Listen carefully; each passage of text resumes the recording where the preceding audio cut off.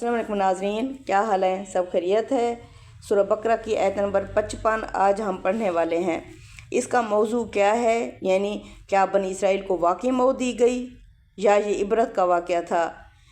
क्या आप जानते हैं बनी इसराइल ने अल्लाह को देखने का मुतालबा क्यों किया? नहीं जानते ना।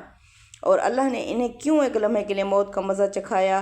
तो ये सब कुछ जानने के लिए हम चलते हैं आयत 55 और 56 की तरफ। तो इसमें अल्लाह फरमाते हैं वाइज़ कुल तुम या मूसा लन नुअमिन लका हत्ता नरल्लाह जहरतन फअख़ज़तकुम मुसाइक़ातु व अंतुम तंज़ुरून। और याद करो जब तुमने कहा ऐ मूसा, हम तुम पर हरगिज़ ईमान नहीं लाएंगे जब तक अल्लाह को खुले आम ना देख लें। तो तुम्हें कड़क ने बनी इसराइल के लोगों आ लिया जबकि तुम देख रहे थे। इनका असल मसला यानी क्या था? मसला ईमान का नहीं था, जुर्रत गुस्ताखी का था। बनी इसराइल निशानियों की कमी की वजह से नहीं बोल रहे थे। वो समंदर का शक होना, फ़िरौन की हलाकत, मनोसलवा का नज़ूल, बादलों का साया, ये सब कुछ देख चुके थे।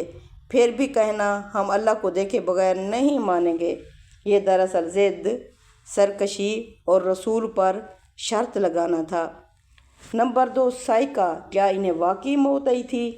यहाँ बहुत अहम नुक्ता है। ये दायमी मौत नहीं थी बल्कि होश रब्बाई, वक्ती बेहोशी या ऐसी कैफियत जिसे कुरान मौत कह रहा है। जैसे नींद को भी कुरान में वफ़ात कहा गया है। यानी मकसद क्या था? मकसद ख़त्म करना नहीं, मकसद झिंझोड़ना था। यानी फिर अल्लाह ने इन्हें ज़िंदा क्यों किया? आयत 56 में अल्लाह फरमाते हैं फिर हमने तुम्हें मौत के बाद ज़िंदा किया ताकि तुम शुक्रगुजार बनो। यहाँ अल्लाह का मिजाज सामने आता है। सज़ा नहीं इस्लाह, इंतकाम नहीं तरबियत, ख़त्म करना नहीं लौटने का मौका। गोया अल्लाह ने कहा देख लो तुम कुछ भी नहीं हो, ज़िंदगी और मौत सिर्फ़ मेरे हाथ में है।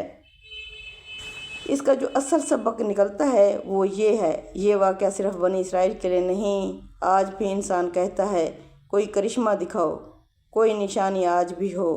आँखों से देख लें तो मानेंगे। कुरान जवाब देता है ईमान दलील से होता है, शर्तों से नहीं। अस्सलामु अलैकुम वरहमतुल्लाहि वबरकातुहू।